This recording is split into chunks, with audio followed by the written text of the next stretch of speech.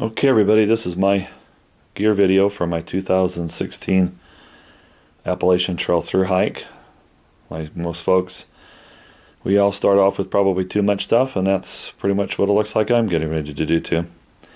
So it'll be interesting to see how it pares down as we get closer to or towards the end of the trail actually, which those post gear videos I found probably most helpful on the web and on YouTube. Anyway, so to start off, I'm using the Osprey 65, the Atmos, the anti-gravity bag. Have only had it on a couple of times around the neighborhood. Seems to be okay. I like to get mountain crossings to do a fine tuning on it when I get there. I had hoped to be able to not use the brain, but with my winter gear it looks like it's just a little bit too much. Got an old pair of Lakeys that I've had for about 15 or so years, titanium, kind of old school. They're twist lock instead of flip lock, so we'll see how they work. But they've been good poles and I've had them for a long time. So starting out on the trail, using a layering system, darn tough socks, ex officio underwear, pair of the cool KUHL pants. They've got the synthetic plus the kind of the stretchy material in them for a lot of give. They're a little bit heavier, but they're my primary pant that I hike with. I've got gaiters from Outdoor Research, some EMS liner sock liners, as well as an EMS shell, smart wool beanie, silk liner socks for footwear. Capilene 1 smart wool t-shirt, so kind of a base layer. So smart wool, then the capilene, and if that's not quite warm enough, I've got just a very thin fleece North Face jacket. Will be the third layer. Still cold. Fourth layer, I've got a Mountain Hardwear plasmid, kind of a somewhat of a light rain jacket, outer shell, more for probably wind than anything else. Back to the footwear. A pair of Loas, Renegade GTXs. Been wearing these quite a bit. Actually, they've almost turned into my favorite shoe to wear. They fit like a glove. Recently at REI, I picked up a pair of copper super feet because I've got super flat feet, no pun intended there. And most of the other super feet that they offer hurt my arches. So these seem to be doing okay. Got a few more warm-up runs to do with them. Also, I've got these knee bands here for the patella stabilization that I'll be wearing. Since I'm an old guy, I've got pretty beat up knees, so we'll see how that works. Bear bag, Sea to Summit, 13 liter, just a dry sack from my food, cord of course, and a homemade rock bag made out of some kind of a Tyvek competition, if you will. I do have a Tyvek ground sheet here that I'll be using under my hammock. Some ice trekkers recommended by the Hiking Vikings last year, so I picked up a pair of those. Even though I'm going to be hammocking, I went ahead and got myself a Neo Air X-Lite.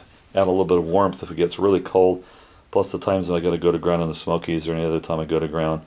The Thermarest, that's very similar to the Z-Seat. I can't sleep on that stuff. I've got to have a little bit of cushion for me. So okay, for some more clothes description here. Because it is winter, I do have a set of clothes to change into if I get into trouble. Socks, sock liner, ex officio underwear, a Mountain Hardwear synthetic shirt, Columbia zip-off pair of pants. So that's kind of my emergency, probably my fear, my emergency clothes swap out, I guess. And then behind it is basically all my sleeping clothes and kind of some extra gear in here. You'll find a pair of darn tough socks for the night, a pair of shorts, a buff, some smart wool pants. These are for my plantar fasciitis. They're a real pair of socks to help keep your foot in place. A fleece baklava, another smart wool base layer, and a mid-level Patagonia. So, and once again, if that gets a little too not warm enough for me, and if the fleece hasn't gotten wet during the day, then I do have a Montbell puffy jacket with its own 2-liter stuff sack to keep it dry. The stuff sack that came with it is made out of the same material as the outside, and it does not appear to be that waterproof. All right, another one of the big three here, sleep system. War bonnet, Blackbird, with the straps. Using some carabiners. I went ahead and bought the war bonnet after I tried using the Hennessy tarp that I had a hex fly. It was still way too heavy, way too bulky, and I didn't quite like the way the hex fly worked with the war bonnet. I went ahead and got their Superfly, which has doors on it, 1.3 ounces. By the time you get all the little extra strings and stuff put on it for the ridge lines to be able to tie it out, it's about 1.6 ounces. As it sits in this stuff sack, it's actually in a pair of snake skins. So it will pack down a little bit tighter than that if I weren't using the snake skins. But what I found was the material, that 30D nylon, sil nylon, is so slippery that trying to get back in that stuff sack actually requires a little bit of effort. And if it's raining or whatever, that will not be fun. First aid kit, toothpaste, toiletry kit, hygiene bag, a little bit of Body Glide, sanitizer, some toilet paper, a few packages of wipes back there, some soap, and a scrubber for the sink. I did elect to go with a rain poncho, and I've got a pack cover, a pillow.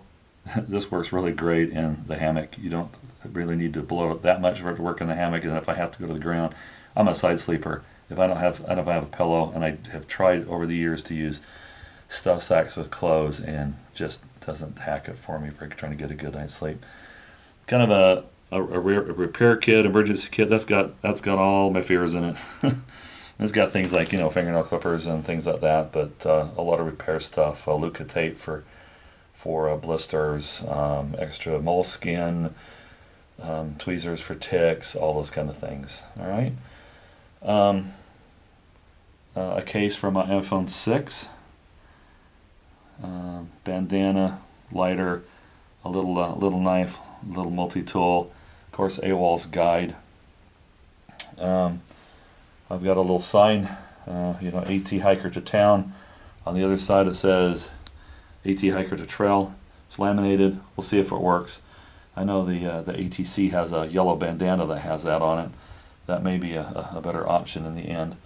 I do have this 11 solar charger. It's a 12,500 milliamp.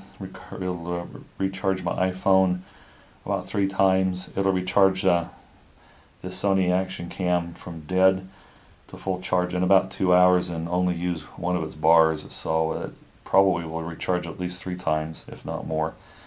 Got a little mount for the iPhone to use. There's a case for the Action Cam, wires, watch, little bag with a little MP3 player in it, a disc that allows me to hook this up to my iPhone and put about 64 gigs worth of movies on it and stuff as a backup for what's on my phone, so I don't lose things. Water, I'm electing to go with the Sawyer Squeeze, since it has a better flow rate.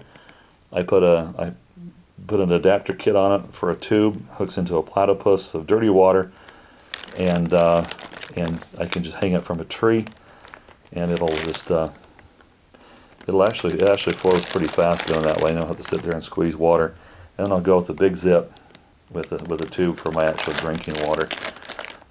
So I'm always into backups. So worst case scenario, I can drink out of the Sawyer, out of the Platypus Dirty Bag, using the flip top if I need to, if I have a problem with my big zip. So I've always got ways that I can have some water.